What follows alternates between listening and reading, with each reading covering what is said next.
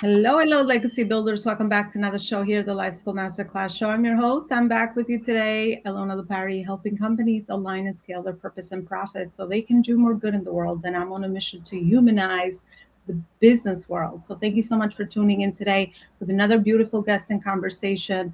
And today's topic is near and dear to my heart because in order to scale, to create the impact that we desire, leadership is the key to learn, to grow, and to also develop within our organizations and our companies. So I have an amazing, amazing person dedicated to this work, Regina Huber, joining us today. And she has a few thoughts and experiences around this topic. So today we're going to talk about accelerating your leadership at the next level so that you can become a more impactful leader, but also elevate everyone's performance around you, thus obviously creating amazing results on the outside.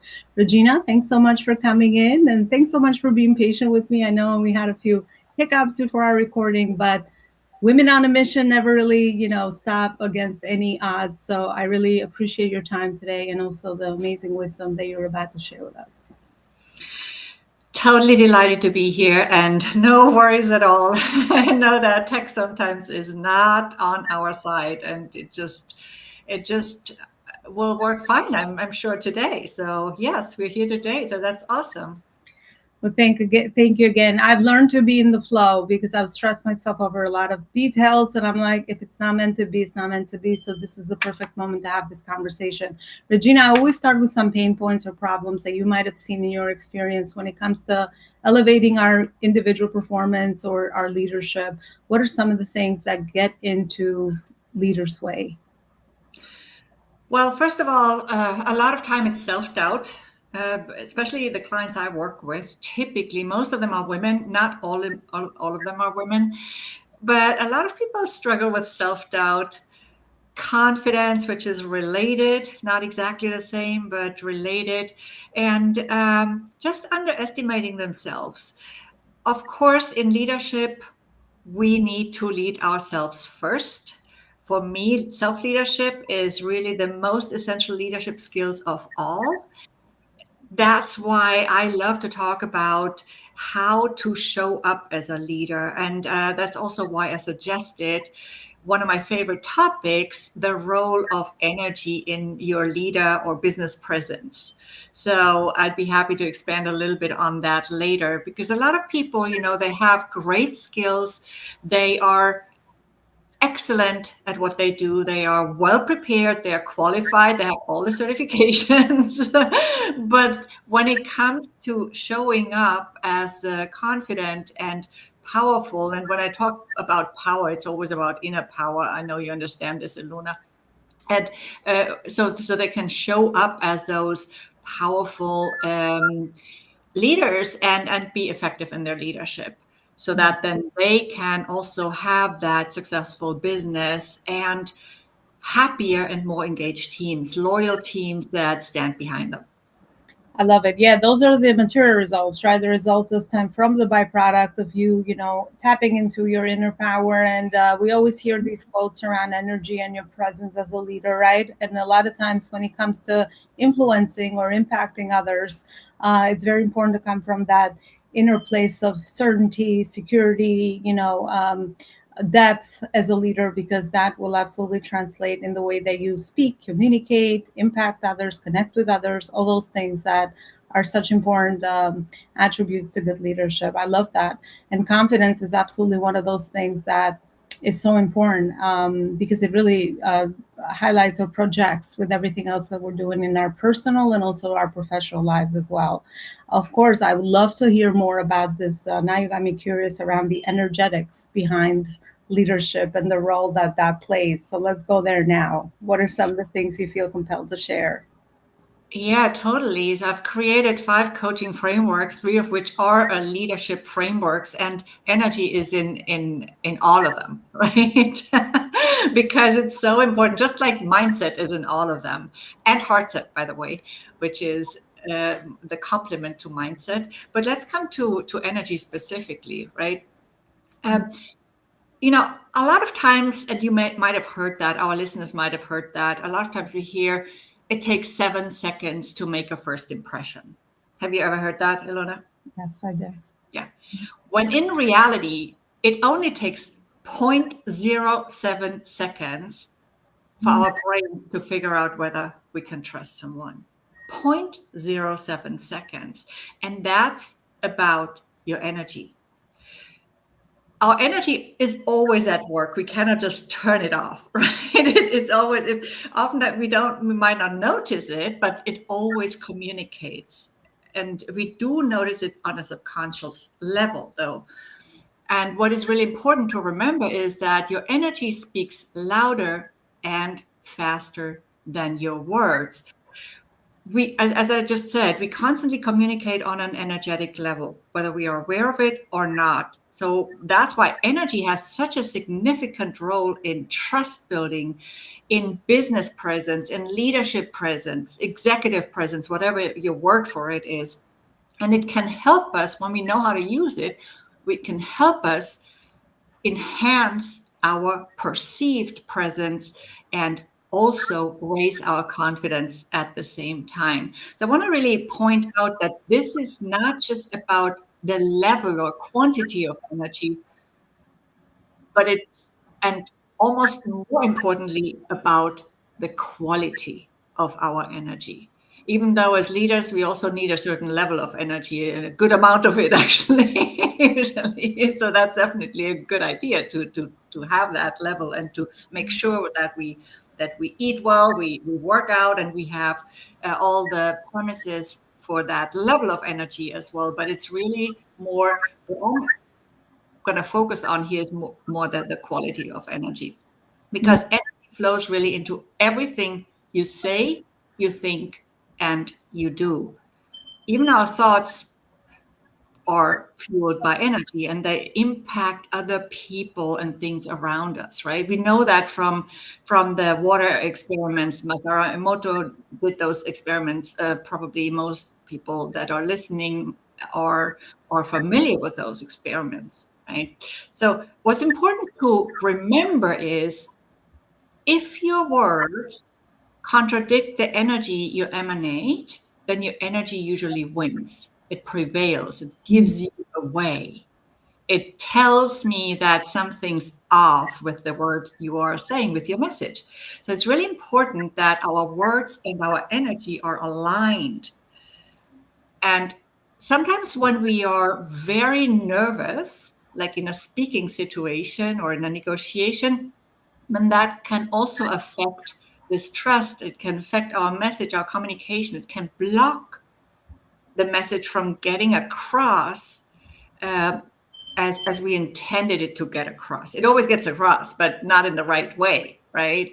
So, Mm. for example, if you're in a meeting or a negotiation and the energy is off and you're not grounded and you're all over the place, then your meeting partner, even if you're trying to hide it, will pick up on that before you even say a single word.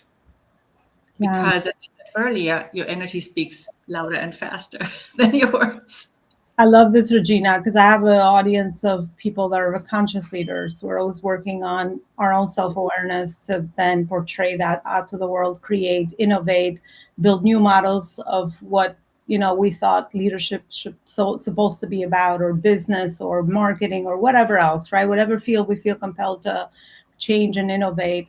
And this is so timely because we hear about energy as it relates to the physical health piece, Mhm. right? And which is very important, of course, to implement things in our lives that are going to keep up our physiology, as they call it, to ensure that we have that physical level of energy. But we're talking about a different type of energy today. And it's so timely because I also recently just went through a spiritual awakening experience, and everything is open, right? Your field, your energy field is so open, and we all have the aura. However, the more we understand how this works, and the more we all share our experiences, and the more inner work we get involved in, and the more people we surround ourselves with, just like you, these podcasts, whatever else, find the communities of people that are going to help us elevate our consciousness. It's such a different world when you get to the other end, where you understand how your energy is like attracting everything and everyone around you, and the power of intention, how powerful that is. So I could just see this translate into leadership, into your business, into the way you innovate, into the way your personal relationships are built, into the way of the things that you want to manifest and attract, into your intuition, which is Mhm. such an important piece in leadership. Because I also wrote about that in my book, Visionary Purpose Driven Leadership.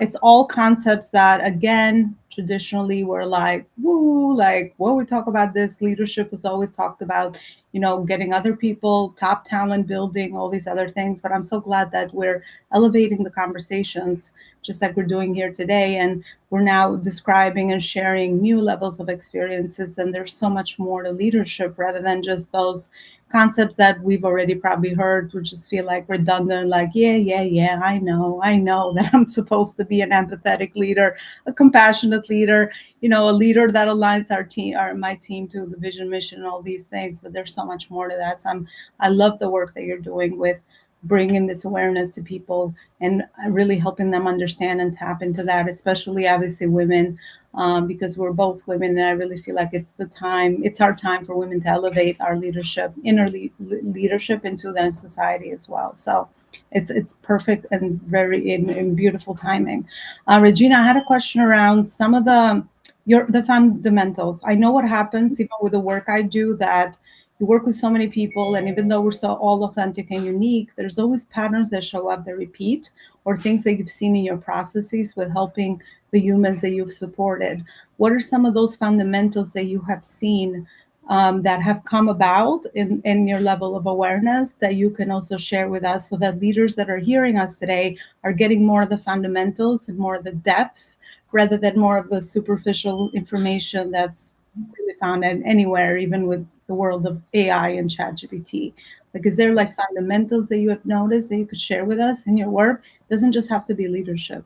It could be Right.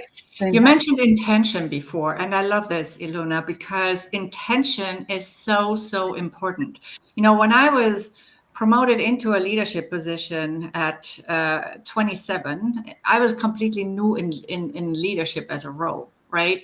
And I had no freaking idea, not at all. I had no preparation, no relevant background. And that happens to a lot of managers who suddenly find themselves in that situation, as well as, not just in corporate, but also business owners who start maybe as a one woman or one man business. And then uh, all of a sudden they need a team, but they haven't really practiced leadership. So what I believe is extremely important is that heart-centered intention.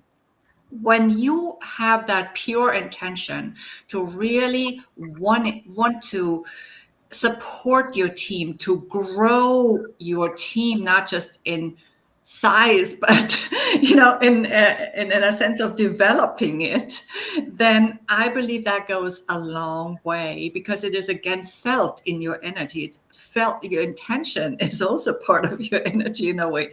And and I think this is so, so, so important. Again, I also mentioned earlier self-leadership. The more you know yourself, the more you have a deep understanding of who you are, what your triggers are, what your strengths are, but also what your shortcomings are, that you might want to complement with the presence of other people in your team, or else by improving skills, right? It depends. Then, the more you have that self leadership and you really lead yourself through the day in a conscious way, again, here is the word conscious, the easier it becomes to lead others effectively, because they will see your example, they will see you model what you want them to do in a way.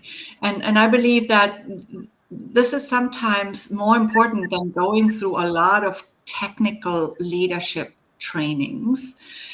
So really understanding, okay, what do I want to achieve? What's my vision as a leader? How can I communicate? Communication is, of course, an important piece of it. How can I communicate this to my team in a way that resonates and that they understand? It's also adapting our communication to our audience, not in a sense that other people are less, you know, are less capable. That's not what I mean at all. But they're just different, and sometimes we need to be aware of this, and and just also ask more questions so that we can learn ourselves first. Yeah, all fundamentals for sure. What you just shared, I've seen similar things and the patterns that have showed up in the work that I do as well with scaling companies and leaders. Mhm. I love that. Let's bring it back to the material results, right? I always like to. I mean, obviously, we're all understanding that there's more, and especially my audience is more, elevated and conscious in the, more of the other realms of things rather than just the physical material, low level stuff that we probably all have come from, right? Because that's kind of, we grew up in a society, all of us, most of us, that's all we knew, right? So now that we're getting to the other world, I always find that I also feel always compelled to bring in new things and new innovation and authenticity and our own intuition, all of that in the mix, so we can cook our own meals pretty much, because it's our own meals, it's our own journey anyway at the end of the day. So we stay authentic and focused on that. What are some, let's marry that with the old. So what are some of the material results that you have seen from the work that you've done, meaning increase in their sales, Mhm. increase in their retention rates? These are the old terms of sort of what we're, most of us as leaders are familiar with. And I also used to focus on and chase in my C-suite level executive position before I ventured out as an entrepreneur. So let's kind of marry both. I feel like we need to marry both until we eventually transition out of this. And thankfully we get to those new levels, which are going to be amazing for all humanity anyway at the end of the day. So what are some big material results that you've seen there? Like, okay, this is the byproduct of this work. Well, first of all, engagement goes up when you do it right. When people are more enthusiastic, when they feel more welcome, when they feel more appreciated, I've also written an article, for example, about the value of appreciation in leadership. When they feel appreciated and heard, and like their ideas are valued and their contributions are valued, their engagement automatically goes up. What does that mean? Your productivity goes up, your creativity goes up, and your innovation goes up. That's it. And of course, it also then results on higher retention because people are happier. They are more satisfied with their own results. They are more enthusiastic, more passionate about the work they do. And this all translates into those bottom line results. It's just a natural consequence, really. Of course, if I'm not happy in my job, then I will give less. I will contribute less. I will be less dedicated. So, yeah, I will not be as productive, just to use that word, but in a positive sense, because we can be productive without creating results. I'm aware of that, of course, but really in that creative sense that I feel like, okay, I'm making a truly meaningful contribution here, and I also understand where this contribution is going. Where does it fit into the bigger picture? I think that's also something really important for leaders always to communicate. What does the big picture look like? What does my contribution do in the, my piece do for the entire clockwork, right? And I think that's also why communication and transparency in communication and regular communication is so important. Now, what I've also concretely seen is that people grew into newly defined roles.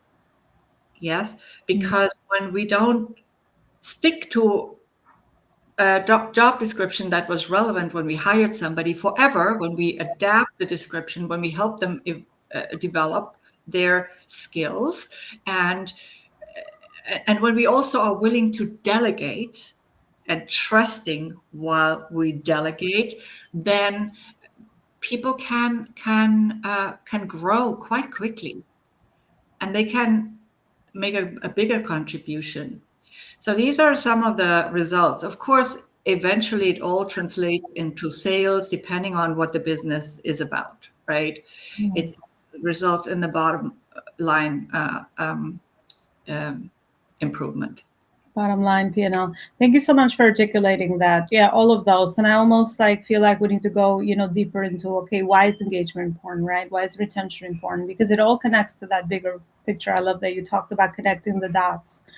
Because a business sometimes it's a unity of people, systems, processes, and all of that. And it could get pretty crazy very fast unless everybody just really is aligned to that one thing. So when you step back as a leader, as a CEO, as a founder, you get to get that big picture. And at moments, it could probably be a little faded or whatever, right? Because it's part of the natural process of evolution. But once you understand the big pieces as the leader, then of course everything will start to flow and work together in harmony.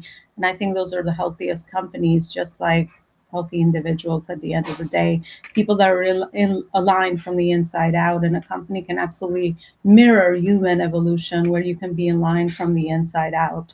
And there is no limit to your evolution. You will survive all the ups and downs, all the stages of growth, all of those things that most people struggle with when it comes to maturity and all those other levels of growth. So thank you so much for articulating that. Regina, let's get behind your purpose. I'm always a curious child, always understanding how did you get into this work? If you could share some of the most meaningful moments that led you here. I'm sure you're not here just by chance. No, totally not. So it was a process, right? I have a very eclectic background on several different continents. Originally, I'm from a tiny little village on a farm, from a farm in Germany. I've lived most of my life outside of Germany, though. After the age of 26, I was back for a couple of years at some point, but mostly I was in other places in Spain and Brazil and Argentina and the west coast of the US, on the east coast of the US. And I've also spent quite some time on the African continent in more recent years. And currently I'm usually between the US and France. So as you can see, my experience has been quite eclectic. I was with the Boston Consulting Group for many years, for 16 years in several different locations. But then I also had my own businesses in Argentina and Brazil, completely different businesses. Again, I'm all about adventure. I'm all about learning and growing personally as well. And this has helped me gain a lot of very relevant experience, of course, also internationally and multicultural experience, multinational experience, which allows me now to coach and train also in 4 languages. I speak 5, but I don't work in French right now. So what led me to this particular business, Transform Your Performance, which is my current coaching, speaking, and training business based in New York City, was quite a painful experience actually in the past with a business partner in Brazil, which led me to move from Brazil to back to the US, I should say, because I was in San Francisco before, years before. And I try to figure out how it all fit together, all my experience. Something that you will also relate to, probably, Elona. I love holistic studies. I did a lot of holistic studying, body talk, other methodologies, and so I was trying to figure out how it all fit together into something meaningful that could make a difference for people.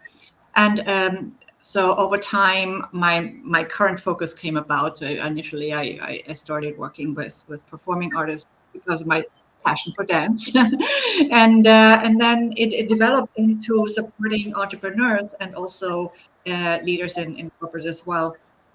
And yeah, and that's how I got here. Mm. I learned so much through my previous experiences and how to build resilience, through some painful experiences, but also some really beautiful ones. Yeah, and this is how I got here. Mm. Well, thank you for sharing that. What stood out to me is the pain piece, right? Because I see that in my own personal experience, but also all the guests that I've been blessed to be able to conversate with. Because most of us think it's passion, passion. Passion is great. Obviously, it's Mhm. gonna, we can nurture that through some of the challenges and the resilience piece. But there's nothing like going through pain and coming out on the other end where you're like, I'm a now, stronger, resilient human, and I don't want anyone else to go through a harsh experience like that. And it becomes our area of contribution and service to others. So I love the piece that you shared as well. And of course, very intrigued, especially for women leaders listening today to this interview around the personal growth journey that women go through as we travel alone, as we build our own self leadership, as we follow our gut, follow our heart. Detach from a lot of roles, traditional roles that we have been part of for so many generations.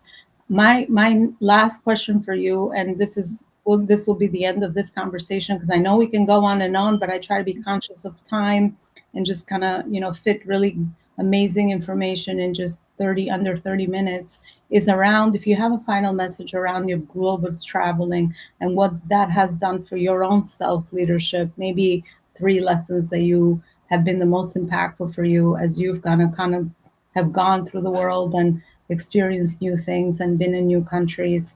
What are three things that you could share with our audience before we get people to connect with you further for a beautiful free resource that I know you have built for our audience today?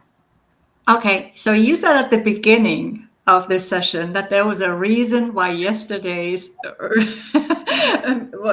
session was moved to today, to this recording time, and there is, because this very day, look at the perfect synchronicity, Elona. This is why I'm grabbing my notepad here.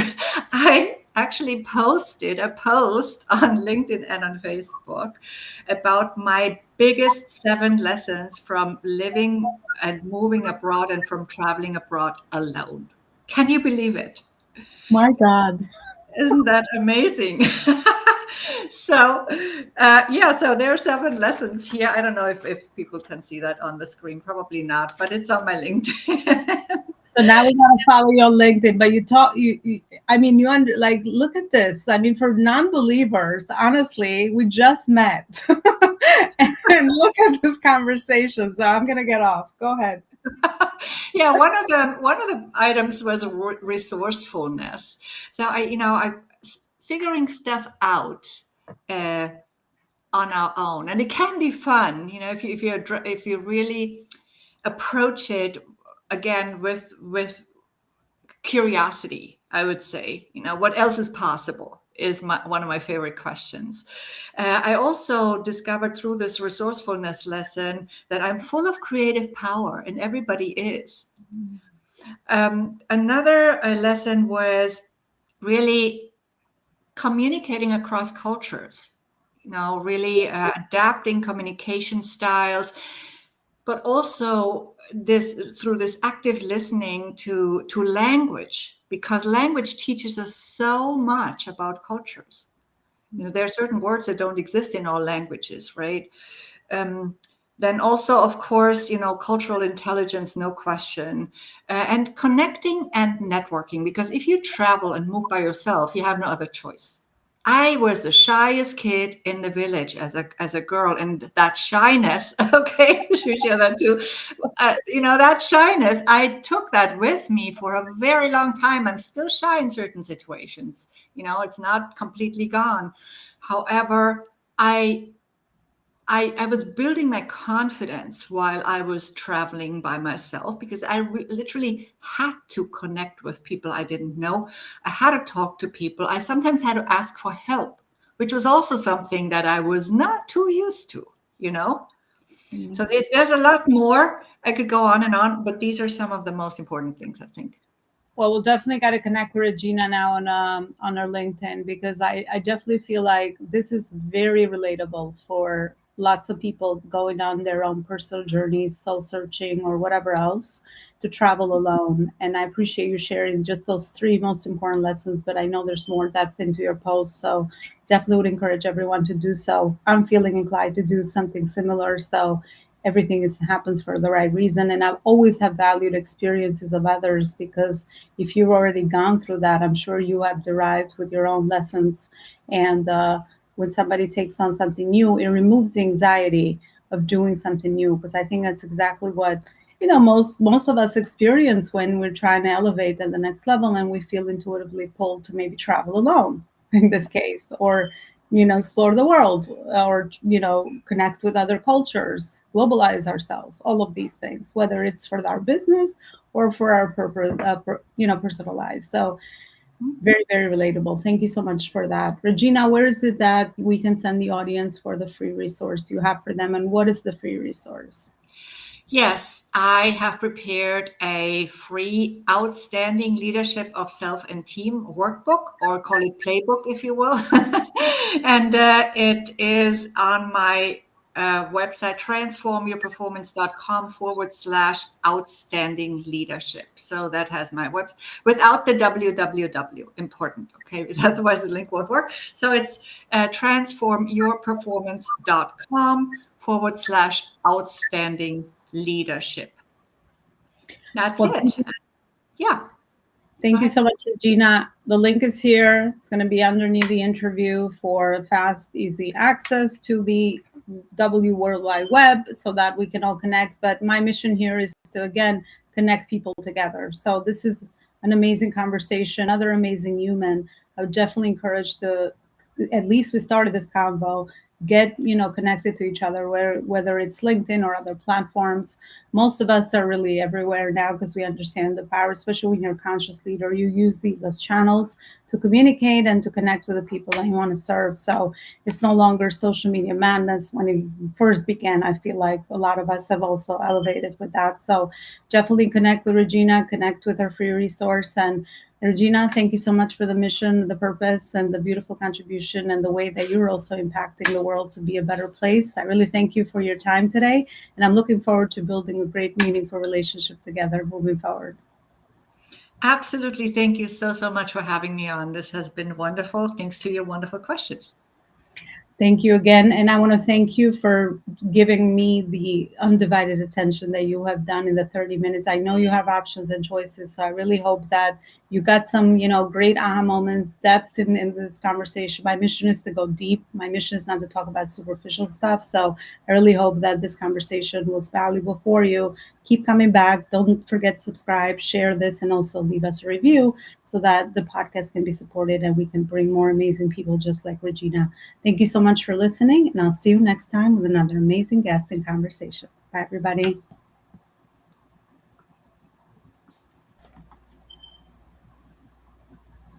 Hello, hello, dear podcast listeners. Thank you so much for supporting the show. And while we're here, I would love to introduce you to a couple of books that I've written and authored, best-selling books, in case that you're looking to add more legacy products into your life to help you scale your purpose and profits.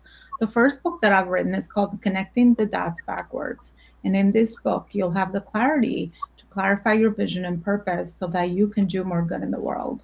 The second piece that is associated, that goes alongside the book, is the Connecting the Vision Backwards journal as well. So this is meant to implement a lot of the learnings from the book so that you can also self-reflect on some of that inner work that is necessary so that you clarify your purpose. The next book that I've written is called Purpose Driven Entrepreneurship. And this holds my framework, my methodology in scaling a company that aligns purpose with profit at the next level. So you'll find a connection of dots between your branding, your marketing, your sales, your systems, and your team so that you can grow a sustainable company that's simplified beyond its owner. The last book that I've written is called Visionary Purpose Driven Leadership. And this book is meant to help you scale up your leadership with your team so that you can build a healthy culture, create a conscious culture, but also, most importantly, build a legacy out of your company. And then the last piece of legacy product that I have created, of course, has stemmed from all my work with clients. And the most important skill that we need as leaders, which is time management, efficiency, and productivity. Focus on Purpose Planner is meant to help you plan your quarters and your year on purpose and on intention so that you're focused and working on the right priorities while freeing up your time and also aligning your purpose and your profit as well. Any of my products can be found right over here, left-hand side, on my website, elonalaparicoaching.com/books. And or you can scan the QSR code right here on the screen to get straight to the links and the books. Happy reading, and thank you again for watching the